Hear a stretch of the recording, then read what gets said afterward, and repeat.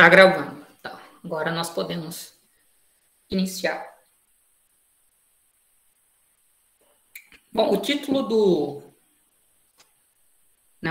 do tema do nosso encontro hoje, como vocês estão vendo ali, é Richard Dawkins, Neodarwinismo e Ateísmo, 1976-2006. Né? Essas datas, elas se referem ao ano de publicação de duas obras do Richard Dawkins, que são muito importantes do ponto de vista daquilo que nós temos pensado aqui para a questão da história do ateísmo e da própria trajetória intelectual dele. Que em 1976 é o ano em que o Dawkins ele publica a sua primeira obra, que é O Gênio Egoísta, que é um marco dentro da sua área. E em 2006 é o ano que ele, então, vai lançar Deus, um Delírio, que é a grande obra polêmica do Dawkins. Bom, eu não sei aqui se todo mundo já ouviu falar do Richard Dawkins, mas quem é do meio ateísta, os ateus e ateias contemporâneos, provavelmente todo mundo já ouviu falar em Richard Dawkins. Ele é possivelmente o nome mais famoso. Não ouviu? Tá, beleza.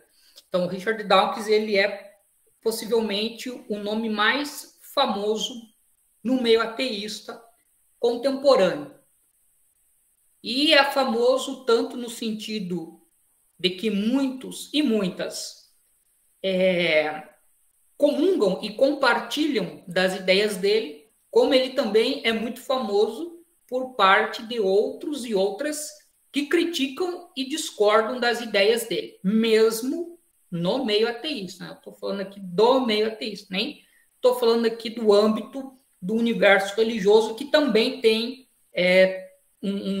ele tem uma relação bastante diálogo, mas um diálogo combativo, né? Depois eu vou explicar aqui um pouco para vocês. Então, e o Richard Dawkins, ele se torna famoso, assim, na verdade ele já tinha uma carreira acadêmica e uma carreira de divulgação científica que fazia ele ser uma pessoa que era conhecida para além da universidade, né? Ele participava de muitos eventos, atividades na internet, meios de comunicação, etc. e tal. Então, ele já tinha um trânsito como uma figura pública. Mas, em 2006, com a publicação do livro Deus, um Delírio, isso vai ter um dimensionamento muito maior e ele vai entrar, então, em rota de colisão, vai ser o centro das atenções de grandes polêmicas que o acompanham até os dias de hoje. Então, assim, como esse livro, ele é o livro que traz essa projeção e que marca, então, a figura do Dawkins, eu quero começar falando, então, sobre o livro, né? Até no artigo que eu escrevi, depois até no artigo que eu escrevi, que foi publicado na revista, eu começo falando, então, do livro Deus, um Delírio, né? Uma obra, muitas polêmicas. Depois eu escrevi um artigo lá para o jornal, a Tribuna da Imprensa, né? Foi uns dias atrás, que o livro Deus, um Delírio está completando 15 anos nesse ano. Inclusive, o livro ele é publicado ali entre final de setembro e início de outubro de 2006. Então, ou seja, nós estamos exatamente no momento em que o livro era lançado há 15 anos atrás. Bom, então, o Richard Dawkins, ele já era um cientista com uma trajetória acadêmica, intelectual e de divulgação científica que vinha lá desde a década de 1970.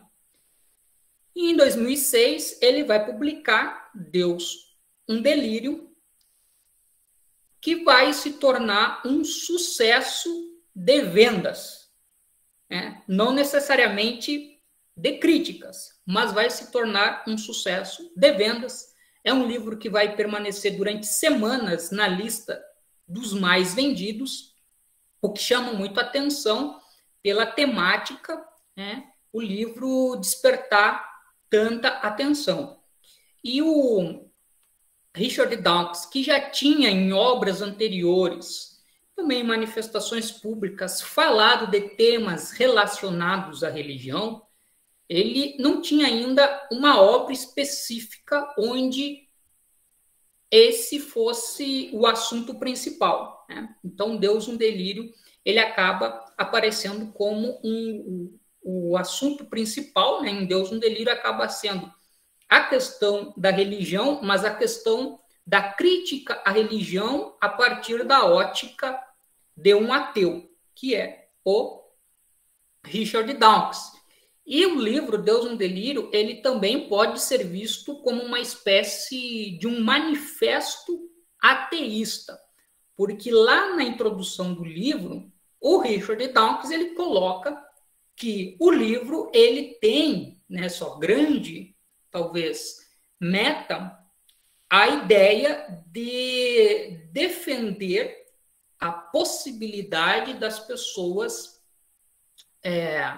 se apresentarem publicamente como ateias e mostrar que o ateísmo pode ser uma postura intelectualmente, né, e pessoalmente produtiva e saudável. Então, ele coloca lá na introdução do livro que o ateísmo é um elemento central e que toda a análise dele, né, leva em consideração o fato dele ser uma pessoa ateia. Tá? Ele vai defender nessa introdução dessa obra o ateísmo como um sinônimo de independência de pensamento. Então, ou seja, a ideia das pessoas serem ateias como a possibilidade delas construírem referências próprias para darem sentido, então, à sua existência. Né? Eu teria uma certa reserva em relação a essa associação automática entre ateísmo e independência de pensamento. Mas, tudo bem, eu vou aqui me ater mais na exposição das ideias do autor.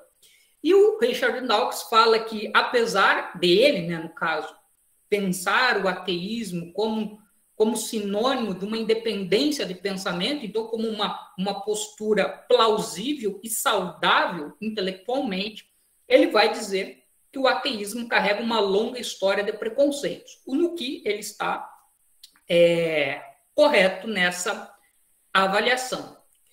A obra Deus, um Delírio, ela também vai ao longo, se não me engano, são 10 capítulos que o livro tem. O livro ele vai fazer assim, uma crítica muito incisiva às religiões, principalmente às religiões abraâmicas, né? Religiões abraâmicas aqui é o judaísmo, o cristianismo e o islamismo. Né? Apesar dele falar sobre religiões de um modo geral, a crítica dele, ou o alvo da crítica dele é, de maneira mais específica, essas três religiões, né? Pela influência que essas religiões têm no mundo ocidental. Né?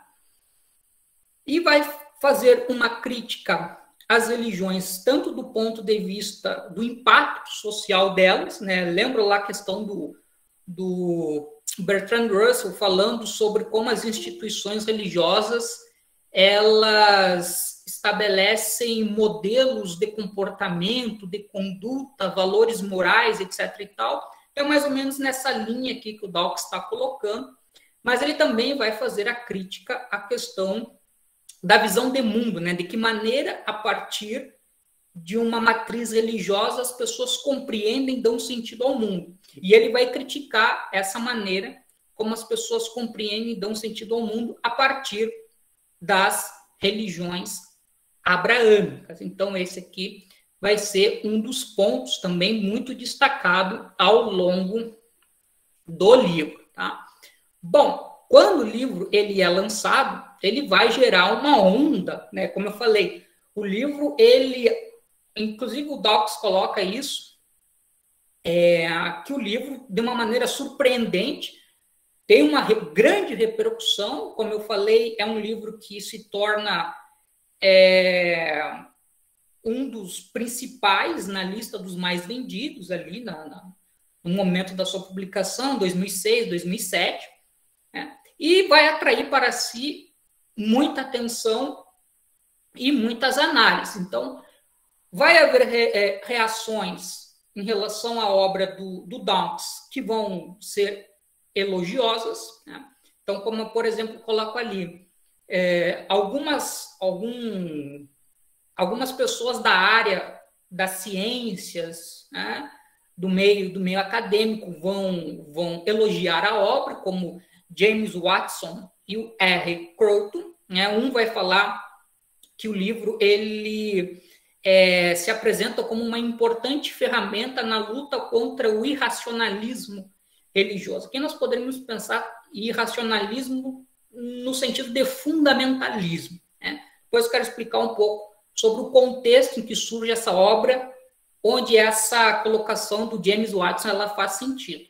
E o R. Croton vai falar também que o livro se apresenta como uma obra que contribui para a defesa dos ideais iluministas, né? Então, toda um referencial iluminista, principalmente em termos de defesa de secularismo, de laicidade, etc. e tal, vai encontrar amparo na obra do Dawkins. E realmente isso vai aparecer na obra.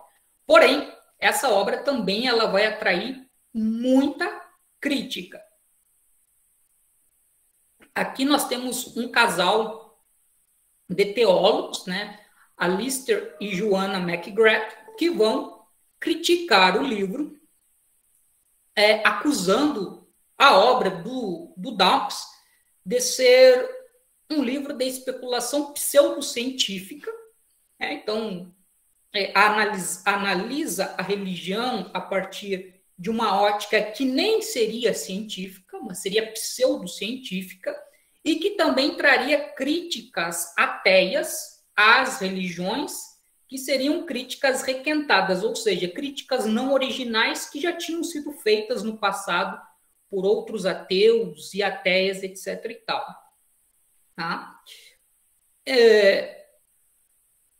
Outras pessoas, principalmente ali no meio inglês, né, meio intelectual inglês, vão criticar essa obra, Deus um Delírio, como, por exemplo, o filósofo marxista Terry Eagleton, que é ateu. Ele vai afirmar que a obra do Dawkins ela apresenta um grande problema, que no caso é a carência que o autor tem em termos de conhecimento teológico, que se evidenciaria pelo fato do Richard Dawkins pensar Deus como uma espécie de uma hipótese científica, né? E lá na obra o Dawkins vai trazer muito da discussão teológica sobre a existência de Deus, que é uma coisa que vem lá da Idade Média, Tomás de Aquino, por aí vai, né? E então o Terry Eagleton vai falar que a partir da maneira como o Dawkins procura fazer o debate com essas referências, né, mostra que ele carece de um maior conhecimento em relação à teologia e aos conceitos utilizados na teologia no sentido de pensar a questão Deus.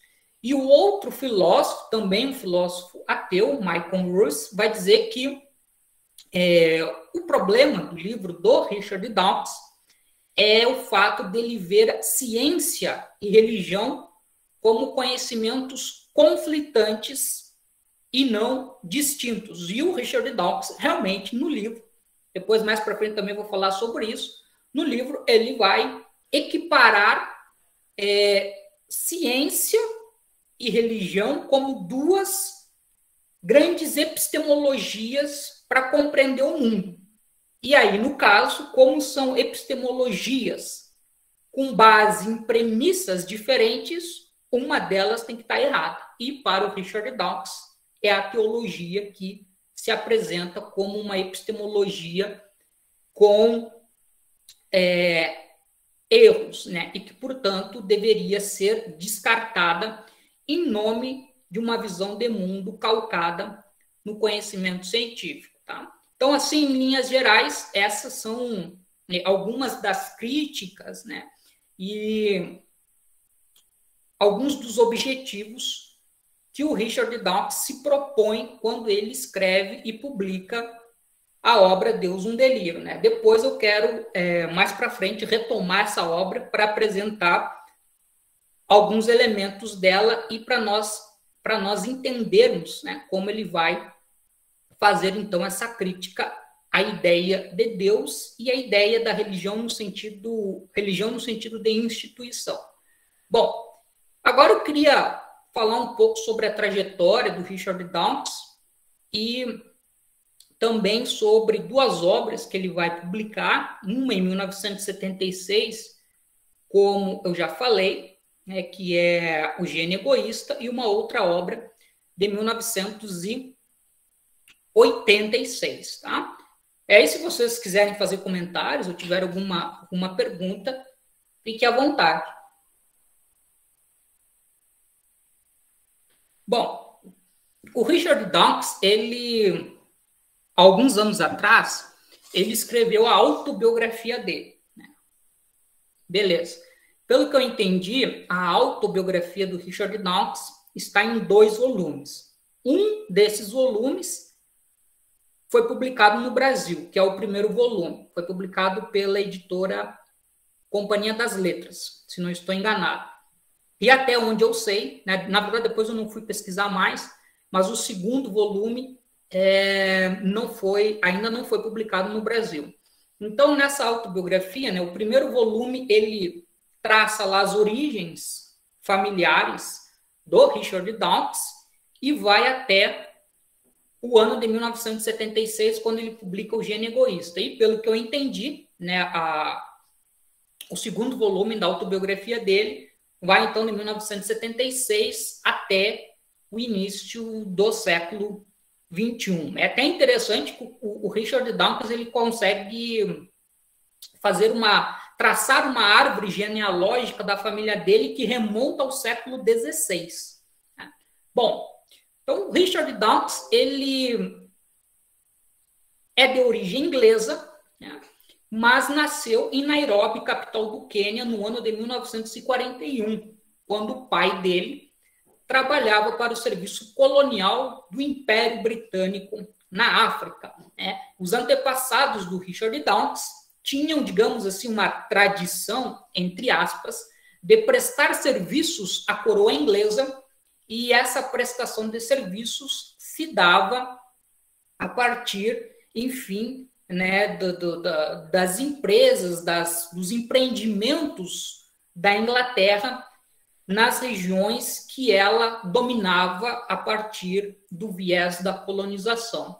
Então, logo depois que os pais do Richard Dawkins se casaram, eles foram, então, para o Quênia e o Richard Dawkins acaba nascendo lá, né? Mas ele vai ficar no Quênia até o final da década de 40, se não me engano, em 1948 ou 1949, a família dele regressa para a Inglaterra, né? O pai dele sai do serviço colonial britânico, né? Recebe lá uma herança, uma propriedade na Inglaterra e resolve sair e se tornar um fazendeiro, digamos assim, né?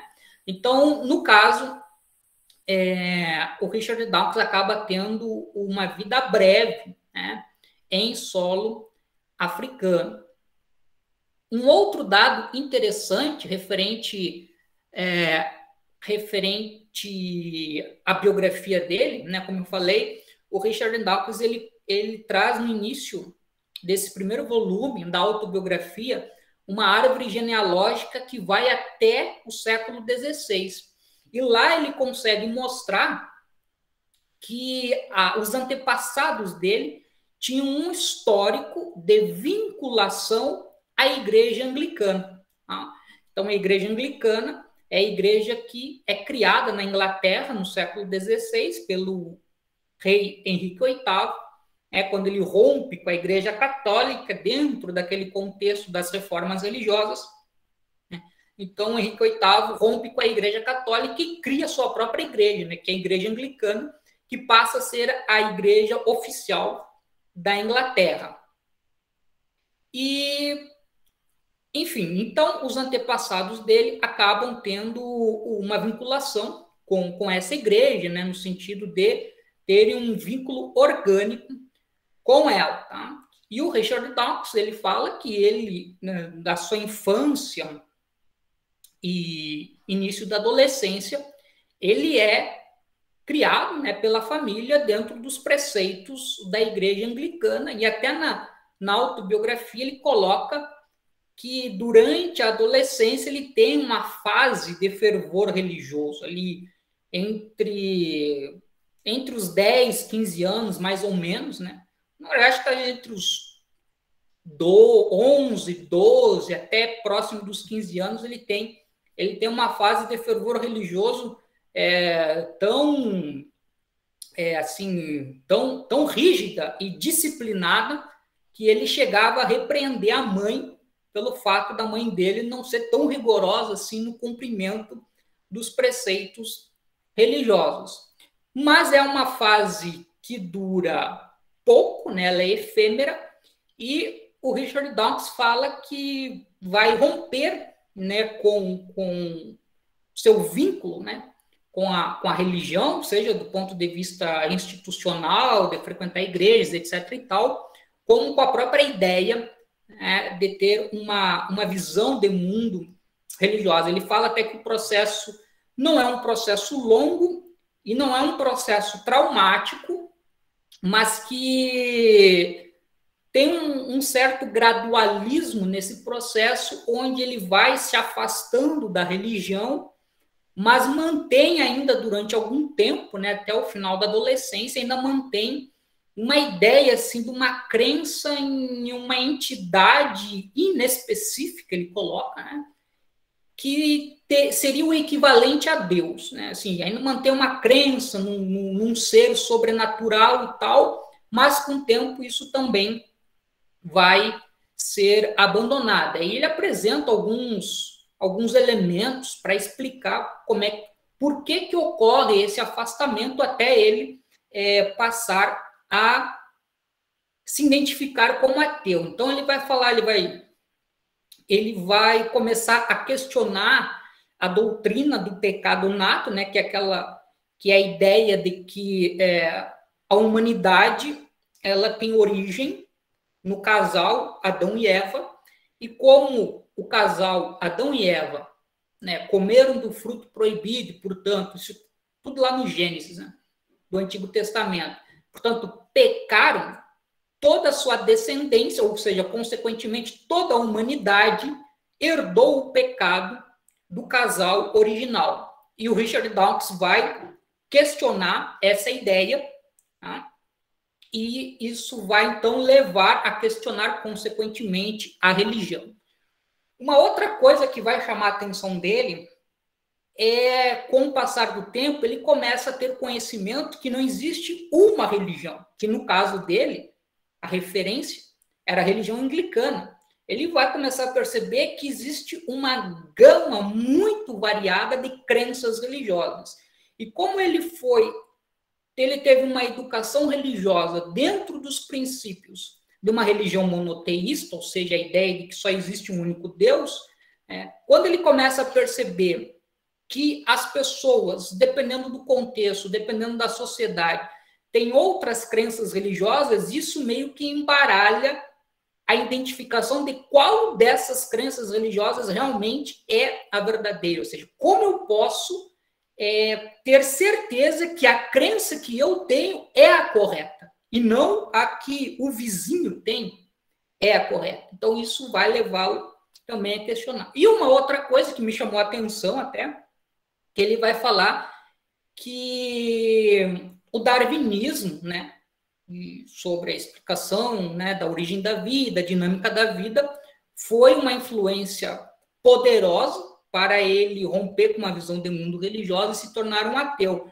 Mas é que o que me surpreende é que, na verdade, eu esperava que isso fosse acontecer quando ele estivesse na universidade, mas ele fala que isso ocorre quando ele ainda está na escola, naquilo que hoje nós poderíamos chamar de um ensino médio. E que, na verdade, quando ele vai para a universidade apenas vai fortalecer essa convicção que ele já tinha. Tá? Então, nós vamos ter isso tudo, ele coloca lá na autobiografia. Bom, o Richard Dawkins, ele vai ingressar na Universidade de Oxford na década de 1960, no curso de zoologia, né? E é no curso de zoologia que ele vai, então, consolidar esse referencial darwinista como sua visão de mundo, ou seja, sua compreensão sobre o mundo é baseado nas premissas, nos postulados oriundos da teoria darwinista. A leitura do livro A Origem das Espécies vai fazer com que o Richard Dawkins passe a compreender e a defender a dinâmica da vida, seja origem como trajetória da vida, através do processo de seleção natural, né, aquilo que eu expliquei lá na questão sobre o Darwin, né, e que através desse processo de seleção natural, aquele que se beneficia é o que melhor se adapta às condições e que consegue deixar a maior prole. Não é o mais forte, né, como tem uma certa leitura do darwinismo, a sobrevivência do mais forte. Essa é uma tese equivocada, né? Na verdade, e está muito relacionado com o darwinismo social, mas a sobrevivência é a partir daquele que melhor se adapta, não aquele que é mais forte. Bom, mas aí seria uma outra discussão. Bom, o que acontece? Nós temos aqui um elemento importante. Então, tem esse referencial darwinista, que vai compreender a dinâmica da vida a partir do processo de seleção natural, né? Aquele que melhor se adapta às condições e que consegue deixar uma maior prole. Só que tem uma lacuna na obra do Darwin que ele não consegue preencher. Na verdade, não apenas uma, né? Como ele vai falar, e que os estudos posteriores vão oferecendo respostas, mas uma lacuna importante na obra do Darwin, que ele não consegue uma resposta, é qual é o fator que faz com que determinados indivíduos consigam deixar uma prole que tem melhores condições de sobrevivência. Tá? E essa lacuna que o Darwin não consegue responder, ela vai ser respondida por um outro pesquisador, que é o Gregor Mendel, tá? Que é a questão do gene. Acho que o pessoal aí da aula de biologia, não sei se na época o professor e a professora não faziam aquela questão lá com as ervilhas e tal, das cores, né? Então, como é que passam as características fenotípicas, né, dos indivíduos para a sua prole, e aí a questão do fator genético explica isso. Então, a conjugação do darwinismo com a contribuição do Mendel vai dar origem, no século XX, ao chamado neodarwinismo, onde o Richard Dawkins é um dos expoentes, um dos representantes, né? Em linhas gerais, o neodarwinismo ele vai explicar a diferenciação das espécies pela conjugação de fatores genéticos e seleção natural. essa, digamos assim, seria a característica principal que nós poderíamos encontrar no chamado neodarwinismo, que ganha muita força na segunda metade do século XX. E o Richard Dawkins, então, ele vai se tornar uma referência nessa discussão, quando, no ano de 1976, ele publica o livro O Gene Egoísta. Essa obra, inclusive, de tudo que eu li do Dawkins, me parece ser a obra-chave na compreensão do pensamento dele, do ponto de vista do pensamento do cientista Richard Dawkins. Essa obra ela apresenta uma síntese das ideias neodarwinistas que circulavam na Inglaterra na década de 1970 e qual é a grande contribuição do Richard Dawkins, qual é o diferencial. É que o Richard Dawkins ele vai atribuir uma função biológica ao gene no processo de seleção natural.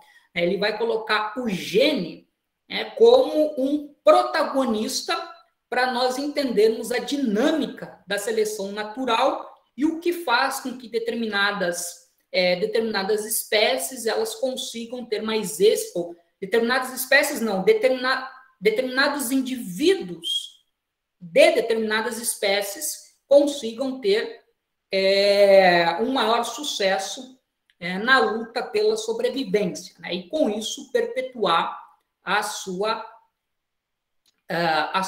prole, a sua descendência. Tá? A tese central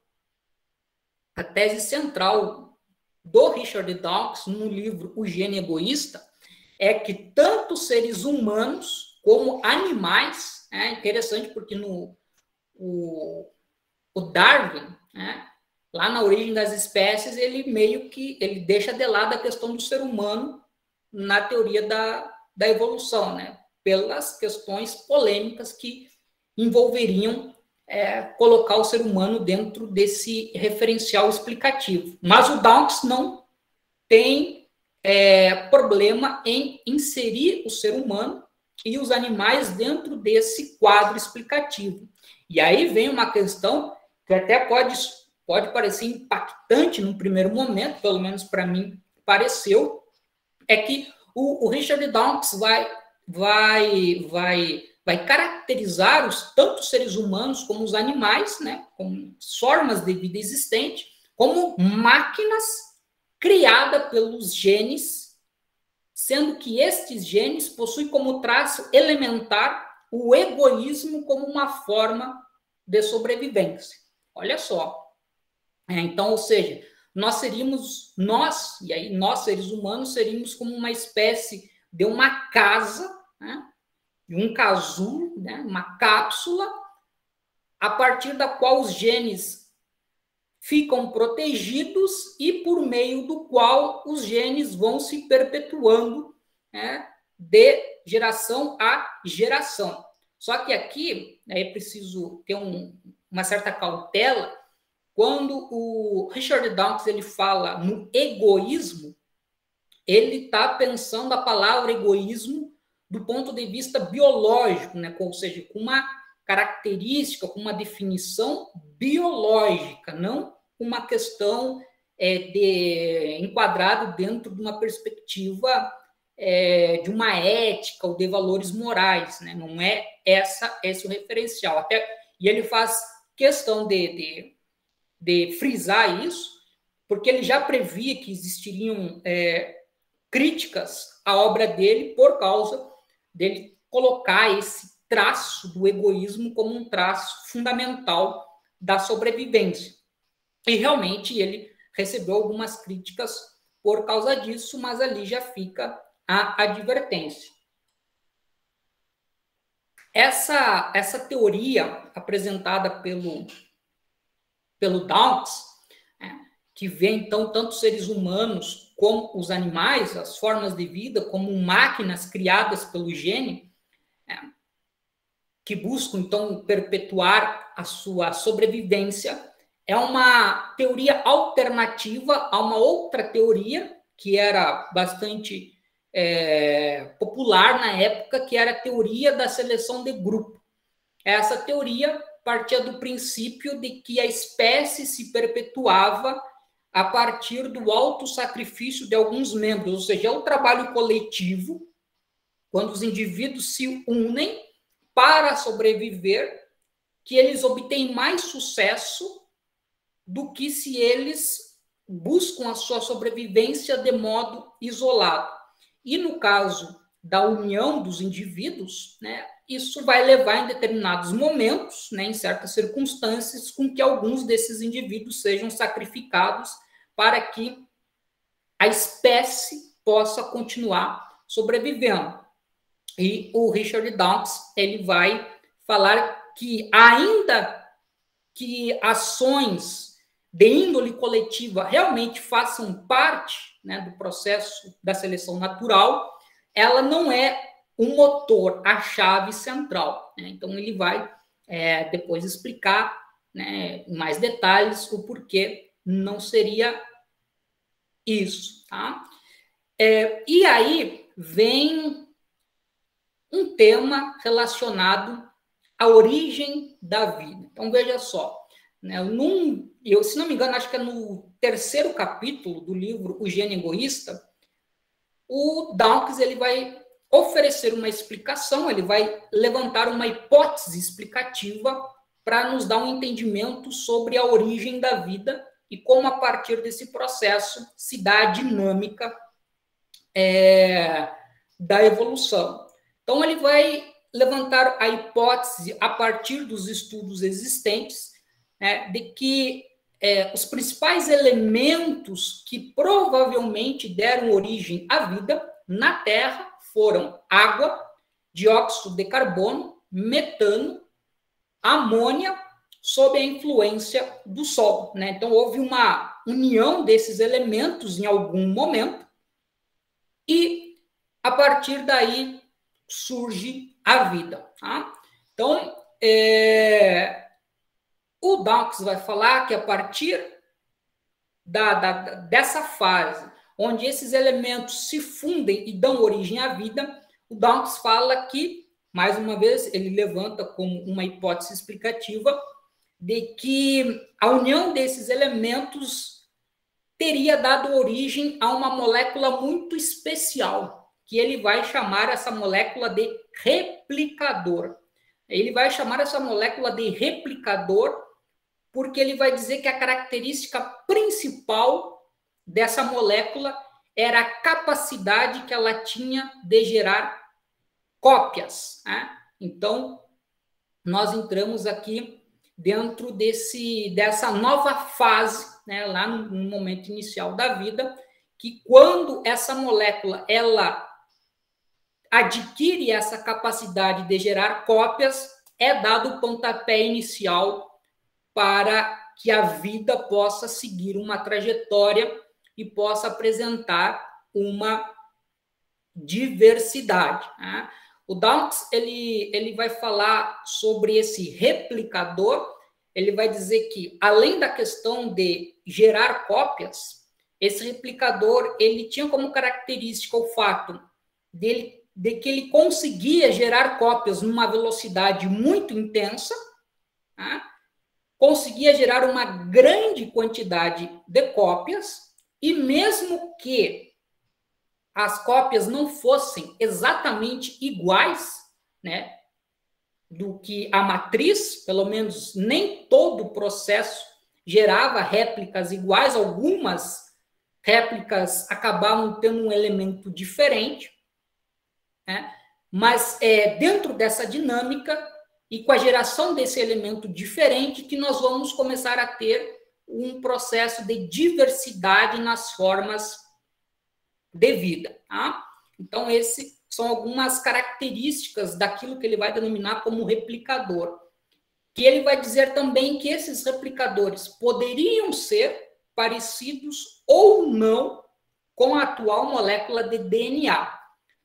Mas o fato científico, de acordo com ele, é que teriam funções similares, né? Então, o replicador com o DNA funções similares no objetivo de se perpetuarem.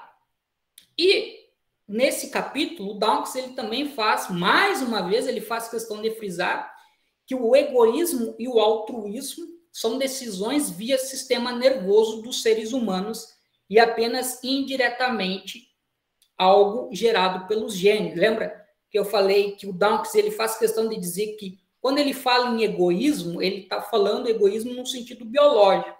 E aí depois ele fala que a questão do egoísmo e o altruísmo das pessoas, né, as decisões que elas tomam de caráter altruísta e egoísta, né, não são decisões fruto direto dos genes, apenas de uma forma indireta. Né? Então, são frutos o quê? Ele vai colocar aqui do sistema nervoso, então é uma questão mais vinculada ao cérebro, à neurociência, mas também aqui a gente pode colocar as questões mais vinculadas à cultura e a construções de padrões de moralidade, de certo e errado em cada momento histórico.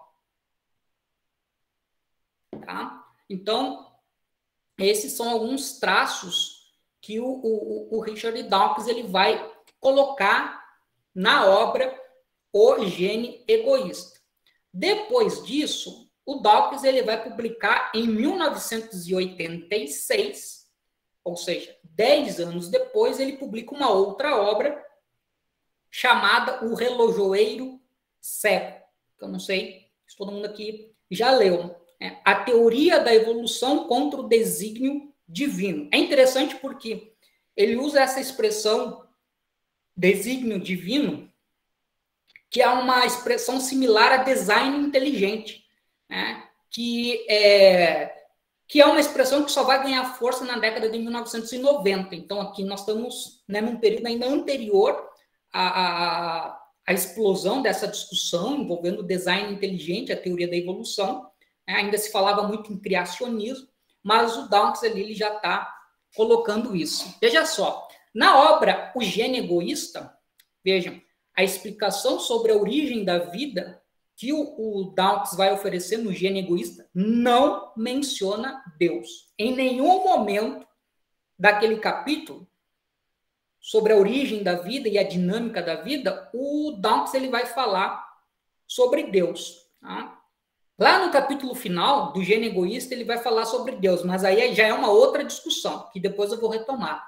Mas essa questão sobre a origem da vida e Deus vai aparecer de uma maneira mais explícita nessa obra de 1986, chamado O Relojoeiro Cego. Tá? Então, o que ele vai apresentar aqui na obra O Relojoeiro Cego? Tá? Então, ele vai dizer o seguinte, que a complexidade das formas de vida existentes, ela aguça no ser humano, né, buscar explicações para ela, tá? A partir da ideia de um projetista consciente. Tá?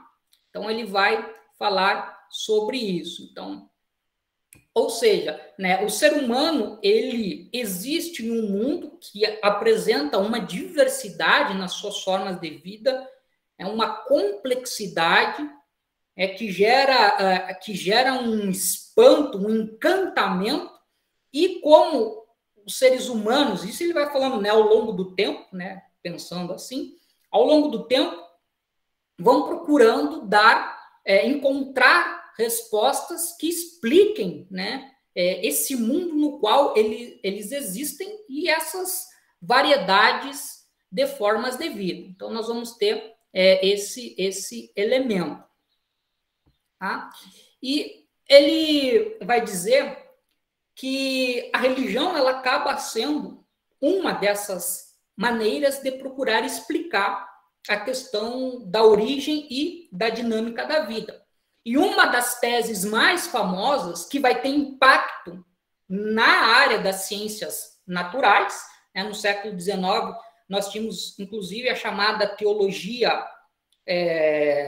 teologia natural, então procurava fazer esse diálogo, né, entre as questões da explicação religiosa com a questão da ciência natural, né, ou com depois mais conhecido como biologia. Então ele vai falar que uma das teses mais famosas foi elaborada no início do século XIX por um teólogo chamado William Paley. Ele vai apresentar o argumento do desígnio, que até hoje trata-se de um argumento muito presente nas discussões que envolvem teoria da evolução e design inteligente. O argumento do William Paley é o seguinte, né? Ele pede para que as pessoas imaginem uma cena, que é uma pessoa andando pelo deserto e, de repente, ela se depara com um relógio. Está lá. Né? Da onde surgiu aquele relógio? Como ele apareceu ali? Né? Então, o William Paley vai dizer o seguinte, né? Que, dada a complexidade que o relógio apresenta, é improvável que ele tenha sido formado a partir das areias do deserto. Ele não pode ser fruto de um acaso. O relógio deve ter, consequentemente, sua origem em uma mente criadora. Né? Algo criou isso. Né? Algo muito inteligente e poderoso criou o relógio. E aí, né, se for mais a fundo no argumento, William Paley coloca que essa mente criadora é Deus. Né? Então, isso é um argumento que nós encontramos ainda hoje nas discussões, como eu falei. Só que o Richard Dawkins, ele não vai concordar com esse argumento, e ele não vai concordar com esse argumento partindo do seu referencial darwinista, né? Que ele vai dizer o seguinte: seres complexos são seres cuja qualidade, né, ou seja, complexidade, ela não pode ser fruto do acaso. A resposta para o Richard Dawkins é a seleção natural. Ou seja, de acordo com Dawkins, né, formas de vida simples dão origem a formas de vida complexas. Né? E aí, o Richard Dawkins ele vai falar que a seleção natural ela poderia ser vista como um relojoeiro cego, por não prever, não planejar e não possuir propósitos. Contudo, o chamado processo acumulativo de mudanças resulta na sobrevivência não aleatória. Ou seja, o que ele está querendo dizer com isso? Que a seleção natural ela não tem uma finalidade a priori. Ela não tem objetivos a priori. Né? Mas a dinâmica ela vai acontecendo. E não é mesmo aquela questão lá da questão fator genético. Né? De repente, numa determinada prole, surge alguém que tem uma característica diferenciada que lhe dá uma vantagem em relação aos outros indivíduos da sua comunidade. Né? Por exemplo, resistência a temperaturas mais frias ou resistência a temperaturas mais quentes. E, a partir daí, a prole dele herda essas características e consegue se adaptar dentro desse ambiente, ou que fosse mais frio, ou fosse mais quente. Aqui é só um exemplo para a gente situar. E ela vai, então, ocupando o espaço em detrimento daqueles que não têm esse fator diferencial. Então, isso seria uma forma de explicação. Porém, o fato de que um indivíduo de uma prole conseguiu ter esse fator diferencial não significa que isso tenha sido algo planejado previamente, né, pelos seus genitores. Então, mas acaba, dentro da dinâmica da vida, sendo fundamental e sendo muito importante para o que vai acontecer na sequência. Então, nós vamos ter isso, tá? Bom, então aqui nós teríamos esses dois elementos, né? O gene egoísta, a obra O Gene Egoísta, e a ideia dele pensar, no caso Dawkins, a origem e a dinâmica da vida ligada, então, ao gene, né, que tem esse traço fundamental, que é o egoísmo, e no livro O Relojoeiro Cego nós temos o Dawkins ali explicando que a teoria da evolução, consequentemente, o darwinismo, é a chave para a compreensão desse processo de origem e dinâmica da vida, e não a religião, né? Que ele coloca lá quando ele faz aquela discussão. Então, veja só, né? Então, uma obra de 1976, a outra é de 1986. Então, quando o Dawkins publica Deus, um Delírio, em 2006, ele já tem uma carreira aí no meio acadêmico consolidada. Ele era uma figura acadêmica conhecida e, na verdade, mais ainda, ele era mais conhecido porque desde a década de 1990, o Dawkins, ele exercia a função de professor de divulgação científica, né, onde, então, o público dele era um público muito mais amplo que o público das graduações das universidades. Então, nós temos o Dawkins, quando ele chega em 2006, nós temos um Dawkins que já tem uma trajetória acadêmica dentro das ciências naturais, com essas obras fundamentais, onde ele apresenta um pensamento original, e nós temos a figura do Dawkins como uma figura de divulgador científico, né? E Deus, um Delírio vai acrescentar um terceiro elemento, né, que é a fusão da figura do cientista, né, com a figura do divulgador científico e a figura do militante ateu. Tá? Dawkins, como eu falei, né, ele era ateu lá desde a adolescência, ele já se identificava como ateu, ele já tinha falado sobre isso nos seus textos, né, mas o Deus, um Delírio, ele é singular no sentido de que a questão religião e ateísmo é o tema central, o que até então não tinha sido nos livros anteriores. Então, nós temos isso.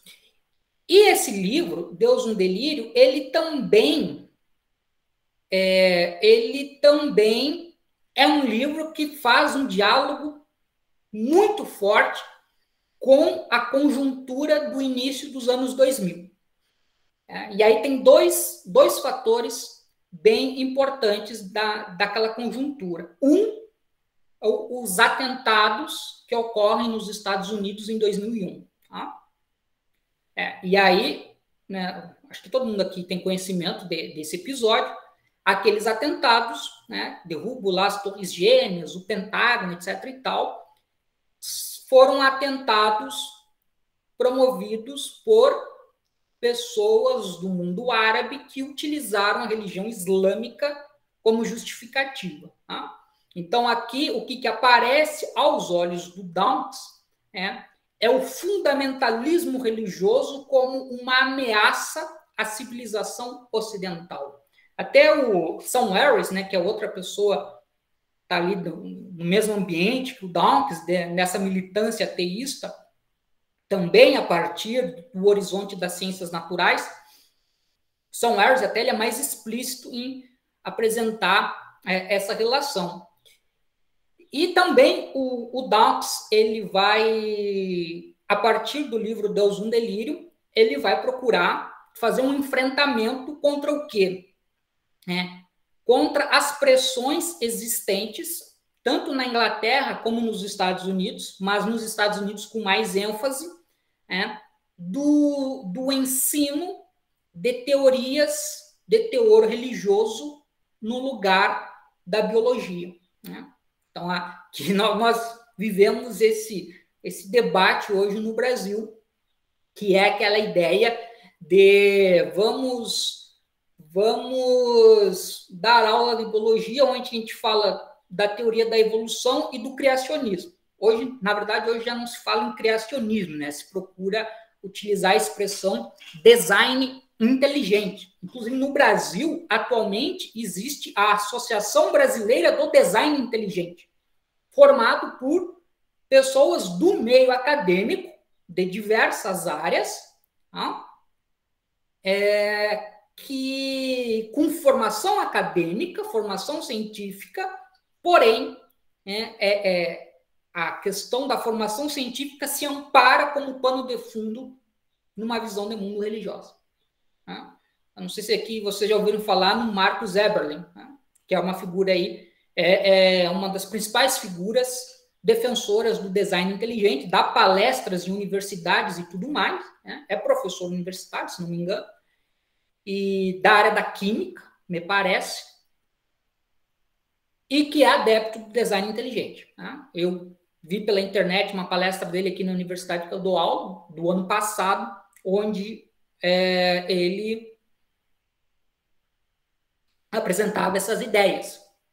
Mas é de uma forma, uma linguagem muito sofisticada para não passar a impressão do que ele está falando não é ciência, mas é religião. Então tem uma questão bem interessante aí. Mas, enfim, mais ou menos isso. Então, e aí no livro Deus um Delírio, o Dawkins ele vai fazer uma crítica mordaz a essa questão de querer equiparar, tornar equivalente. Né? Isso sem contar que nos Estados Unidos, décadas atrás, a teoria da evolução era proibida nas escolas públicas. Né? Nós temos lá em 1925, nós temos o famoso julgamento do macaco, onde um professor foi preso, eu não me recordo agora o nome do estado, mas naquele estado era proibido ensinar a teoria da evolução na aula de biologia, né? Então o referencial era a Bíblia. E esse professor, ele foi lá e deu uma aula para as crianças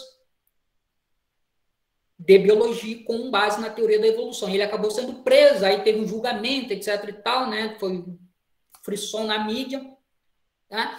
E com o passar do tempo, né, os estados foram abolindo a proibição da teoria da evolução, e aí houve na verdade, houve uma mudança, que é no sentido de que as explicações de cunho religiosa não seriam mais adequadas dentro das aulas de biologia, né? Mas teria um outro espaço, uma outra disciplina para onde pudesse ser tratada. Porque apesar que se fala assim, vamos colocar aqui uma explicação darwinista e uma explicação religiosa, né? E duas possibilidades. A explicação religiosa, na verdade, de um modo geral, é de uma vertente religiosa, porque como a religião é uma pluralidade. Se fosse colocar de uma maneira mais incisiva, aí seria uma multiplicidade de explicações religiosas sobre a origem da vida. Bom, mas o livro é isso. Veja só. O que o livro do Dawkins vai nos apresentar? Tenho como pano de fundo essa questão do livro Gênio Egoísta e o Relojoeiro Cego, para ver como essas coisas se conectam com a obra Deus um Delírio.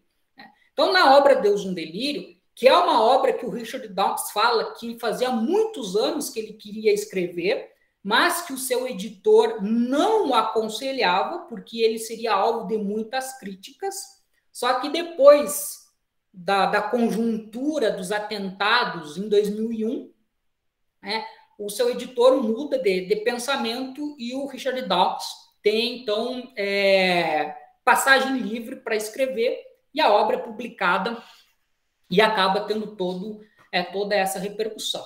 Bom, então, o Richard Dawkins, no livro, ele se propõe a fazer uma crítica, né? Uma crítica tanto a Deus, no sentido de uma dada concepção de Deus, quanto no sentido das instituições religiosas, que acho que a gente dá para pensar as coisas aqui meio... Se elas estão conectadas, também dá para fazer um tratamento diferenciado. Inclusive, religiosos fazem esse tratamento diferenciado muitas vezes. Então, de um lado, Dawkins ele vai fazer essa crítica, mas ele vai falar sobre Deus, mas no fundo, como eu já disse anteriormente, o Deus que o Dawkins está pensando é o Deus das religiões abraâmicas, judaísmo, cristianismo e islamismo, que tem como uma característica central a ideia monoteísta, que é a ideia da existência de um único Deus. Tá? Um único Deus, que é o Deus criador, né, do mundo, né, da realidade, né, e, enfim, né, é aquilo que dá sentido à existência humana. Né. O Dawkins ele vai criticar a concepção abraâmica de Deus baseado na Bíblia e no Alcorão, né? Então ele vai tomar isso como referencial e ele vai dizer que a maneira como se pensa Deus ela está fundamentada na forma como essa concepção sobre Deus se originou em sociedades pretéritas que tinham outras formas de valores morais e formas de conduta que não condizem mais com a sociedade contemporânea. Então, se vocês... o Alcorão eu nunca li, mas assim, se vocês pegarem a Bíblia, vocês vão encontrar trechos, Antigo Testamento, Novo Testamento, enfim, com afirmações que vão soar muito estranhas, né? E causar desconforto a nós hoje. Mas aí o que o Dawkins coloca, na verdade, os historiadores da área da religião, né, de história da religião, né, eles falam, né, sobre isso, como as religiões surgem dentro de um determinado contexto e refletem, né, a visão de mundo e valores, etc., né, das pessoas que faziam parte de uma dada sociedade. Tá? E aí tem uma outra questão que contribuiu muito para que o livro do Dawkins chamasse a atenção, né? Porque, veja só, o nome do livro é Deus, um delírio, né? Isso pode soar, inclusive, de forma ofensiva, né? Mas por que Dawkins usa a palavra delírio? Eu postulo por dois motivos, né? Mas aqui um motivo é o seguinte, um motivo parte do referencial darwinista, né, que ele vai dizer o seguinte, uma inteligência criativa só pode ser resultado de um extenso processo de seleção natural.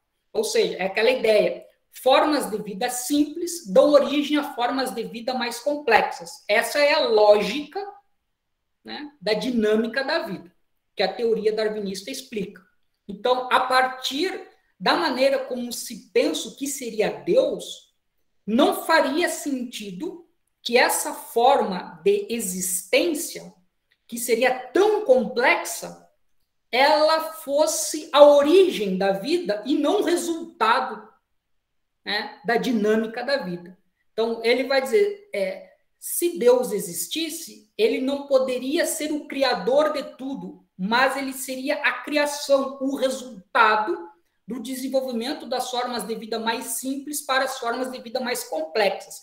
Por ser contraditório, essa concepção de Deus, todo-poderoso, onisciente, onipotente, etc. e tal, como um criador, por ser contraditório com uma explicação darwinista, o Dawkins vai dizer que há um delírio. Há um delírio do ponto de vista de um referencial das ciências naturais. Esse seria um motivo. Ou um segundo motivo, que aqui é mais uma especulação na minha parte, é que a palavra ajuda a gerar uma comoção em torno da obra, gera polêmica e deu resultado, né? Tanto é que o livro, isso aguçou a atenção e fez com que o livro se tornasse alvo de muitas críticas, né? Aquele ditado, falem bem ou falem mal, mas falem de mim. Bom, então, poderia soar ofensivo dependendo da pessoa religiosa, entendeu? Algumas não vão encarar isso como ofensivo, né? Mas outras vão encarar isso como ofensivo. Tudo depende da pessoa, né? Tudo depende da pessoa, né? Então, tem pessoas que têm uma interpretação mais literal da Bíblia e tem outras pessoas que não, né? Religiosas. Então, assim, vai depender da pessoa. Mas o fato é que o livro o título do livro ele acaba contribuindo para gerar, então, toda essa atenção que colocou Richard Dawkins, né, no foco de um intenso debate. Aí, veja só, o Richard Dawkins ele está se apresentando como um ateu que tem uma compreensão do mundo baseado nas ciências naturais e, de modo particular, no darwinismo, e colocando isso como uma referência central, ele vai fazer uma crítica a outras posições intelectuais. Por exemplo, ele vai criticar o agnosticismo. E ele vai diferenciar o agnosticismo em duas formas. O agnosticismo temporário na prática e o agnosticismo permanente por princípio.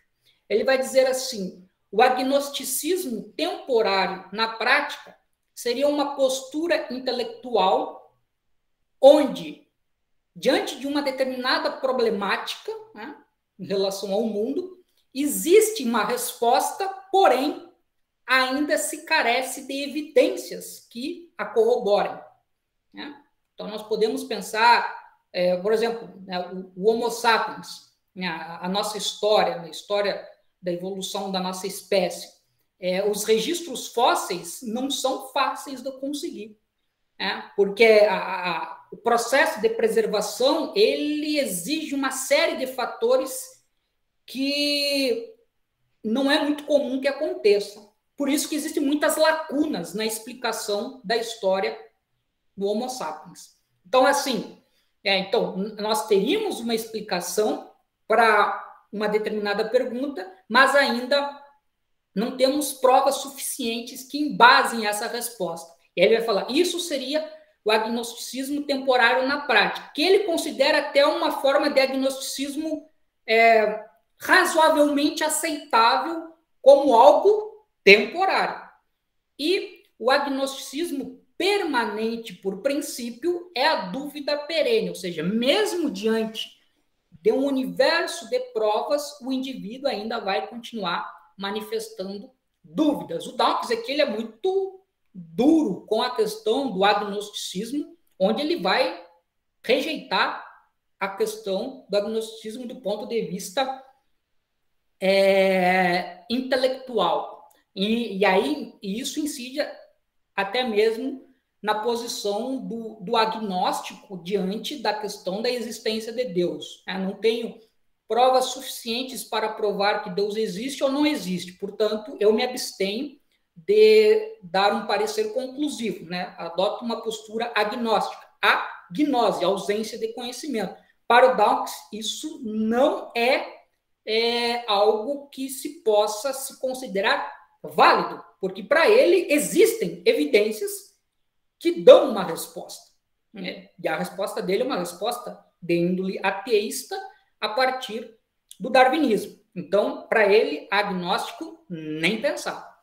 E a outra crítica que ele vai fazer, que é uma crítica que ele recebe, é a crítica à tese dos magistérios não interferentes, né? Do S.J. Gould, né? Que foi um pesquisador já falecido, onde ele vai pensar religião e ciência como duas áreas de conhecimento com base em princípios distintos e com objetivos distintos. Então, ele vai dizer, a ciência é uma forma de conhecimento para os fenômenos empíricos e a religião é uma forma de conhecimento para as questões de valor e moral.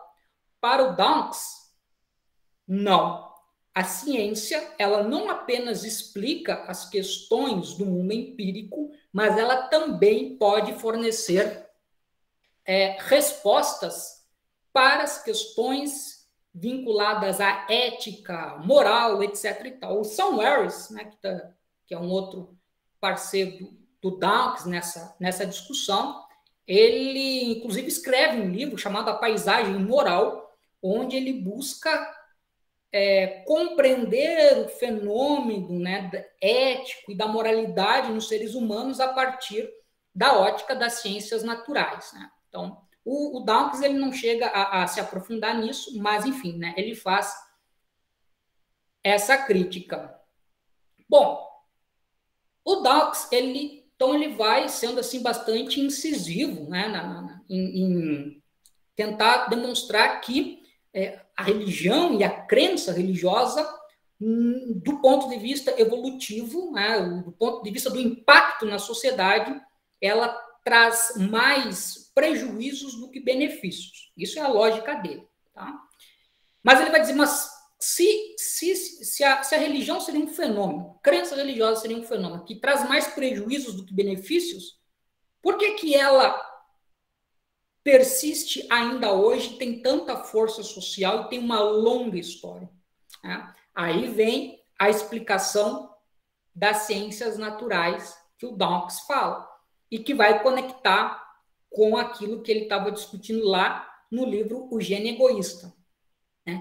Ele oferece uma explicação com duas pilastras. Uma delas é a questão psicológica. Ele vai, num determinado momento do livro Deus um Delírio, o Dawkins vai falar que a religião seria um subproduto de uma propensão psicológica de obedecer sem questionar como um mecanismo de sobrevivência, o que conecta novamente a ideia da teoria da evolução e dos mecanismos de sobrevivência. E ele vai citar como exemplo o fato de que a relação das crianças com os adultos, né? A relação de um pai com um filho, de uma mãe e uma filha, né? Como aquele comando, por exemplo, a criança ela surge dentro de um seio familiar, onde ela vê que a sua sobrevivência, a sua proteção, elas estão diretamente ligadas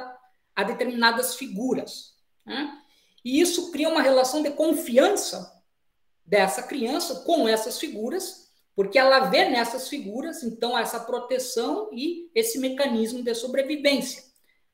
O que faz com que o Dawkins vai falar que isso, por um lado, é bom, porque é um elemento necessário para que a prole possa prosperar, mas que tem consequências não tão boas. E uma delas, o Dawkins vai falar, é o fato de que a criança ela acaba meio que aceitando as verdades que lhe são ensinadas por parte de pessoas que ela tem confiança sem questionar, né? De um modo geral. Então, é aquela ideia, obedeça e não questione porque eu sou seu pai, eu sou sua mãe, né? Uma coisa assim. Né?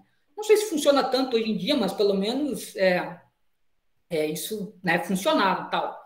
Então, nós temos esse elemento, né? Que se por um lado é bom, na questão da sobrevivência, acaba tendo um outro lado que ele vê como não tão bom. E aí vem a questão da formação religiosa das crianças. As crianças, os pais vão educando os seus filhos dentro de uma determinada vertente religiosa, que é basicamente a vertente que eles têm, e a criança, né, dentro dessa relação de confiança, incorpora isso como uma verdade sem questionar.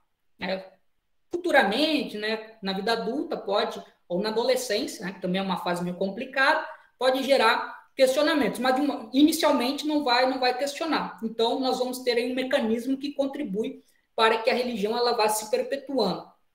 Uma outra questão que o Dawkins coloca é que a evolução das religiões elas estaria ligada a uma certa arbitrariedade inicial, mas que teria sido flexível o suficiente para criar um variado conjunto de crenças religiosas ao longo do tempo. Então, se as religiões elas têm, digamos, algumas características centrais, elas têm algumas características secundárias que vão mudando ao longo do tempo.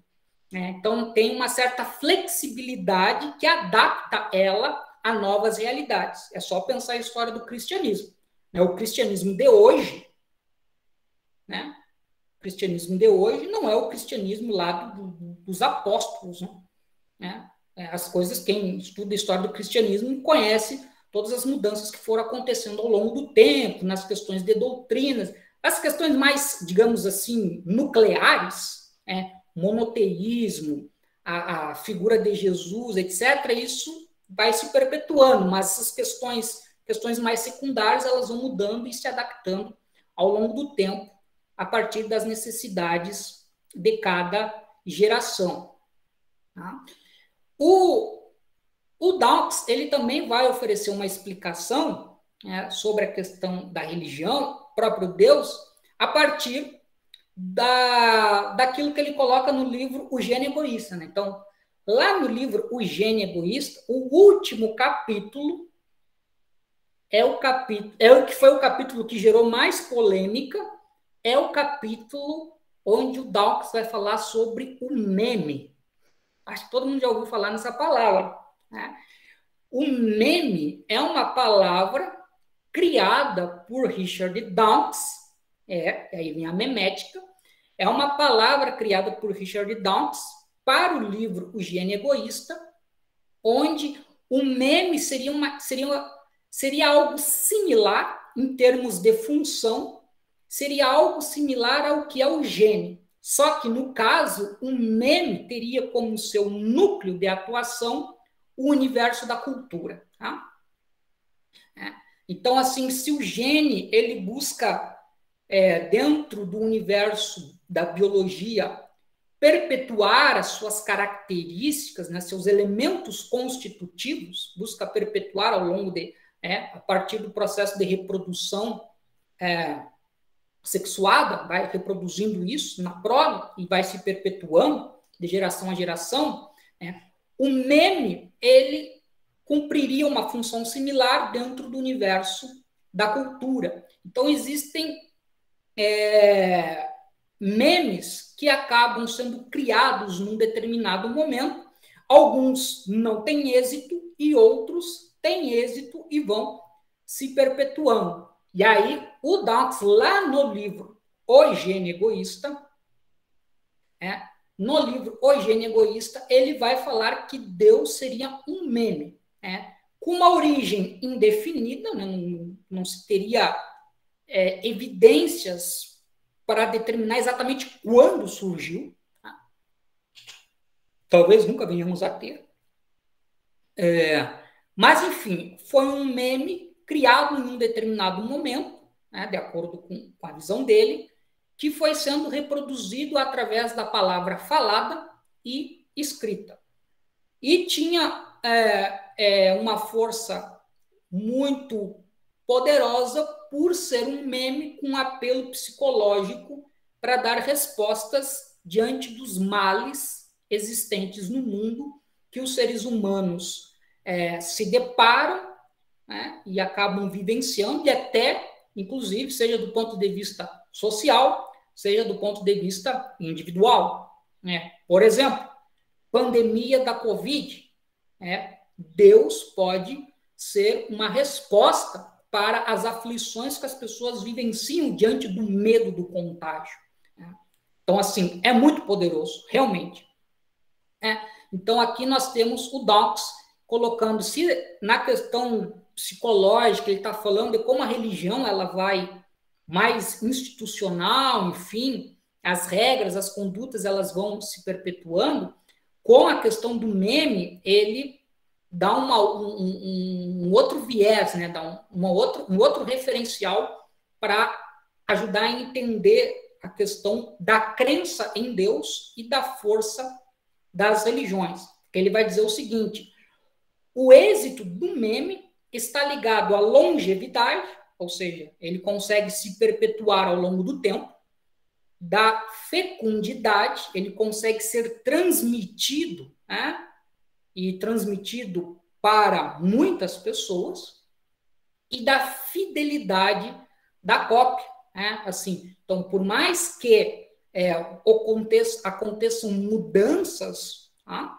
Mudanças na maneira de se pensar, no caso aqui, é o Deus que está falando, Tem um núcleo, ele tem que se manter inalterado, né? E aí a ortodoxia religiosa, ela cumpre o papel de procurar manter a fidelidade em relação a uma matriz referencial desse meme. Então, por exemplo, os estudiosos da Bíblia, eles costumam falar como a maneira como Deus aparece no Antigo Testamento e no Novo Testamento tem nuances, tem diferenças, né? De um Deus mais belicoso, mais guerreiro, para um Deus mais amoroso. Mas, por exemplo, a ideia de que é um Deus só que existe, que é a ideia monoteísta, ela se mantém ao longo de todo o livro e é algo que vem até os dias de hoje, entendeu? Então, assim, nós temos algumas ideias, ou a outra ideia, a ideia de que Deus criou o mundo, né? Esse Deus da religião abraâmica. Isso também se perpetua ao longo do tempo. Então, essa ideia nuclear do meme, ela vai se reproduzindo, e aí essa reprodução se dá através da ajuda, então, dessa ortodoxia religiosa. E o Dawkins vai falar que as chances de sobrevivência de um determinado meme, elas são mais exitosas acompanhadas de outros memes, de outras ideias importantes. Por exemplo, o êxito da crença em Deus, ela está baseada não apenas na existência de Deus, mas em outras questões que estão relacionadas a Deus, como a ideia de imortalidade, a ideia da virtude como algo baseado na fé, e é uma fé em Deus, a ideia da moralidade, como a moral como algo que vem, é um atributo de Deus, a ideia da justiça, a justiça como um atributo de Deus. Então, essa relação de um determinado meme com outros memes acaba colaborando para o êxito de que esse meme vá se perpetuando ao longo do tempo. Então, o meme Deus, no caso, ele acaba sendo exitoso por estar associado com outras ideias, ou aqui nós diríamos aqui com outros memes. E para finalizar, e a gente começar o nosso bate-papo, então, uma coisa que eu procurei ressaltar no artigo quando eu escrevi, que a ideia é a seguinte, né? Porque a vinculação do Richard Dawkins com o ateísmo, ela ficou muito forte com o livro O Deus um Delírio.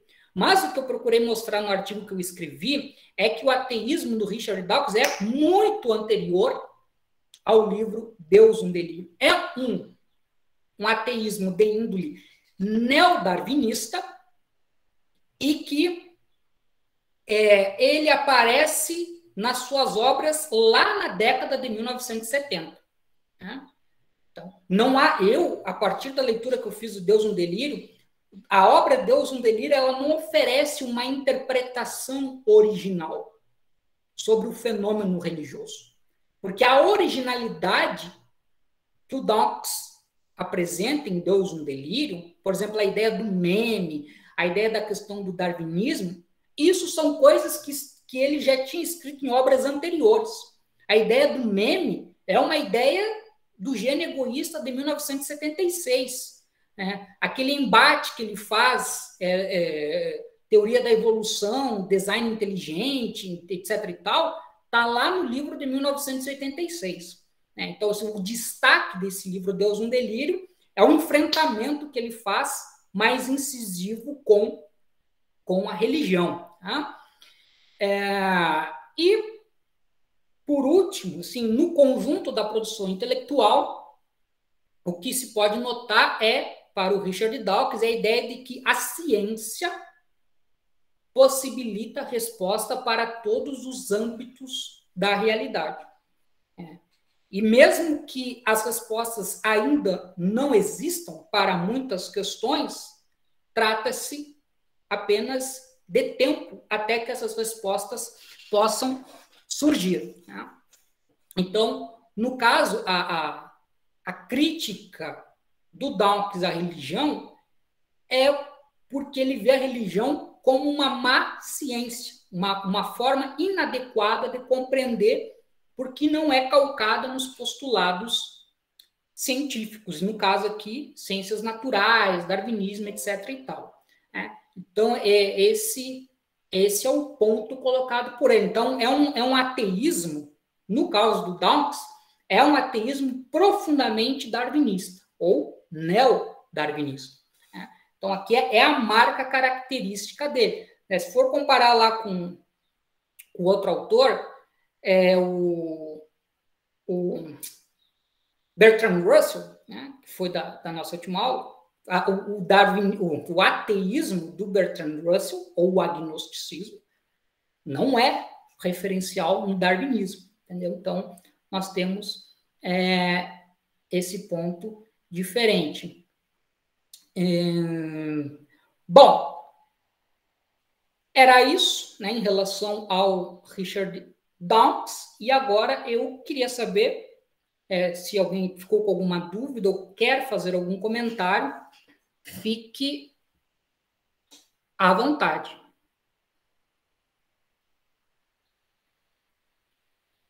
Acho que teve alguma coisa aqui no chat aqui. Pode, Derval, fica à vontade.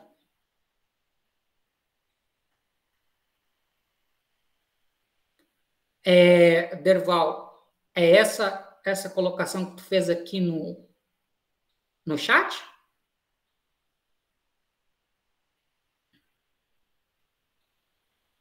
A religião...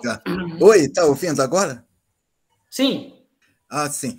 É mais ou menos sobre isso, sobre essa questão do monoteísmo, né, bíblico, judaico, bíblico, e depois Islã, cristão, Islã, é que hoje em dia já se tem estudos sobre a Bíblia, de que ela não, a religião, a religiosidade lá religiosidade não, religiões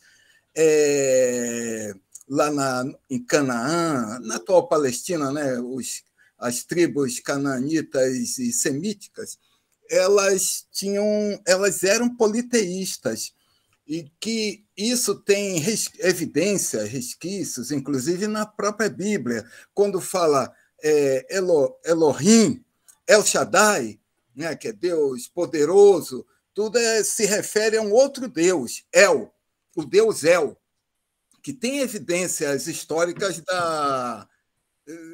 do culto ao Deus El naquela região.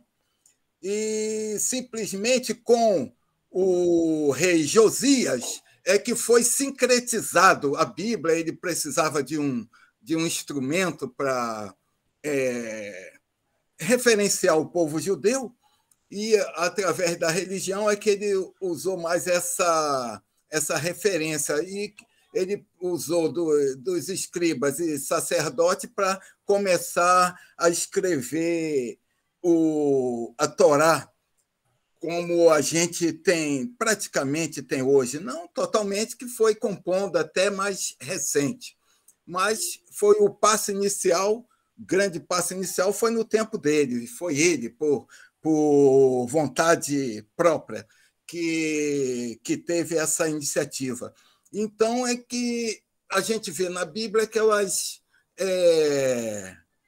evidências da existência do politeísmo, o Deus El, e por isso é que o Yahvé é muito falado, Deus dos exércitos, aquela belicosidade terrível, né, que nós vemos no Velho Testamento, porque ele realmente era o Deus da guerra, era um dos deuses do panteão daqueles povos, daquelas tribos. E tem até outras passagens em que ele diz, né, que o panteão dos deuses, no panteão, o Yahvé estava lá no panteão, coisa e tal. Então, não foi o monoteísmo, não era uma característica inicial do judaísmo. E existem especulações de que teria vindo do Egito, mais uma vez do Egito, como a gente sabe, né, que o Akhenaton foi o primeiro na história, a primeira tentativa religiosa de criação do monoteísmo. Era isso. Obrigado, Derval. Eu conheço, na verdade, eu tenho o livro, né, do Israel Finkelstein, e é por aí. Na verdade, ele mostra...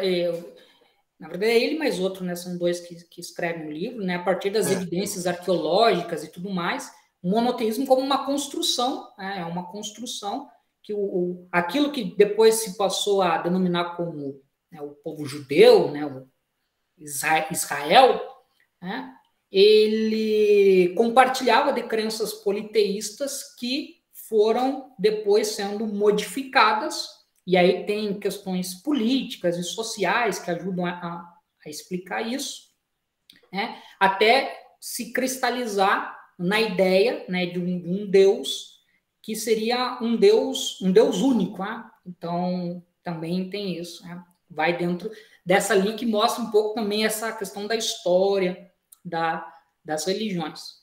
Pessoal, eu acabei de colocar aí no chat a lista de chamada.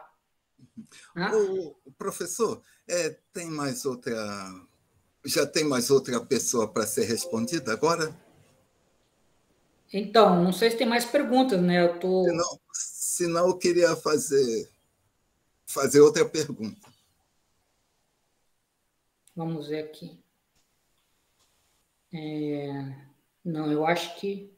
Por enquanto, não? Acho que não. Eu até vou dizer o seguinte, assim, ó, o Derval fica o primeiro para fazer perguntas, mas vou aproveitar essa ocasião, que é nosso último encontro. Se vocês têm alguma dúvida ou quiserem fazer alguma pergunta sobre a história do ateísmo para além do que foi visto ao longo desses encontros, né, fiquem à vontade para fazer, que se eu souber responder, eu vou falar aqui. Derval, pode questionar. A outra pergunta aí tem mais a ver com o livro e com o Richard Dawkins, é que com esse livro ele fala na questão da saída do armário, né? É um dos pontos centrais. Pontos centrais não é mais uma das consequências do livro. Ou talvez um dos objetivos do livro. Agora, a outra coisa é que eu não sei se está tão claro, eu li o livro, sim, ainda que eu já li há muito tempo, li logo no início, foi lançado. É que teria a ver com um incentivo, o livro teria a ver com também um incentivo para um incentivo para militância organizada? Sim, sim. O livro do Richard Dawkins, ele é um livro que ele se torna referencial tanto para as discussões do meio ateísta, né, inicialmente Inglaterra, Estados Unidos e tal, que o Richard Dawkins é de origem inglesa, mas é um livro que também acaba contribuindo para fornecer elementos argumentativos para uma criação mais orgânica de um ativismo ateísta. E o Dawkins se coloca como uma figura... viu? Ó, tá aí, ó, ia já dar um exemplo. E o Dawkins se coloca como uma figura pública que desenvolve um ativismo ateísta e tem um diálogo, uma interação muito próxima com associações e entidades de índole ateísta, secularista, laica, etc. E tal. Ele cria sua própria fundação, que é a Fundação Richard Dawkins. Se não me engano, essa fundação foi fundada em 2006, no mesmo ano da publicação do livro, e é uma fundação para promover uma educação de índole científica, combater intolerância, essas coisas e tal. O Dawkins, ele também teve uma participação importante numa campanha que foi realizada na Inglaterra eu acho que foi em 2008, não me recordo bem, que é a Bus Company, né? Que era uma campanha onde os ônibus públicos eles tinham mensagens de caráter ateísta e laico, né? Como uma forma de combater, né, o preconceito em relação a ateus, ateias, né, e de pontuar essa questão da separação igreja e Estado. Né? Assim, então, e o Dawkins foi uma figura que teve lá, ele não foi o idealizador, mas ele colaborou, incentivou, marcou presença. Se vocês colocarem no Google, vocês encontram fotos dele na época. E, inclusive, a Ateia replicou essa campanha da Bus Company, só que, no caso brasileiro, a Ateia não conseguiu inserir essas mensagens nos ônibus. Então, ela colocou em outdoor, só conseguiu fazer isso em uma cidade, que foi em Porto Alegre. Isso foi em 2011, eu acho, não tenho certeza. Né? E depois ela não reproduziu mais esse tipo de campanha, né? Mas foi uma campanha, digamos assim, que até é criada em 2008, e essa campanha do outdoor foi uma espécie de uma campanha, meio que um cartão de visitas assim para o público geral. Né? Existe uma associação no Brasil que é uma associação formada por ateus e agnósticos. Então, foi mais ou menos isso. Né? Então, também teve... Então, figura central, sim. Ok, obrigado. Perguntas? Comentários? Sobre qualquer coisa relacionada à história do ateísmo, aí fica à vontade. Depois eu tenho umas mensagens aqui para finalizar, mas se vocês tiverem perguntas, podem fazer. Alguém?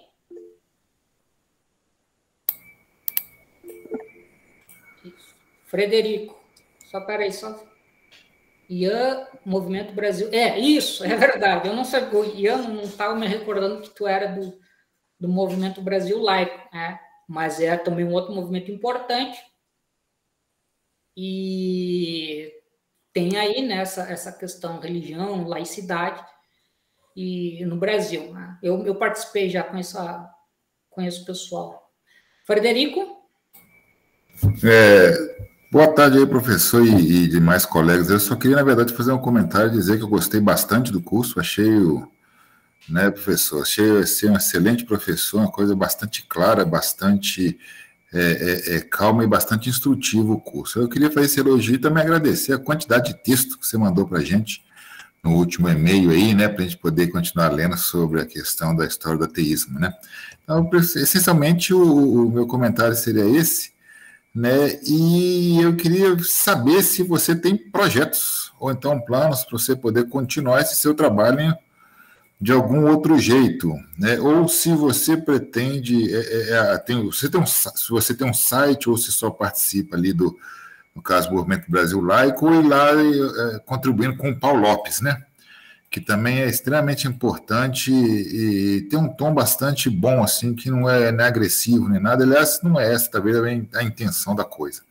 Mas você tem algum site? Você tem alguma pretensão de continuar fazendo esse seu trabalho? Você participa de alguma outra instituição aí, além da ATEIA? Né? Como é que é? Mas, de qualquer jeito, obrigado aí por tudo. Gostei muito de participar de todas as suas aulas. Achei que foi uma excelente iniciativa e bastante corajosa. Está de parabéns, tá? Obrigado, Frederico. Só vou aqui aproveitar que agora que eu lembrei, né, já que a gente já finalizou, vou agora interromper a gravação. E aí, assim que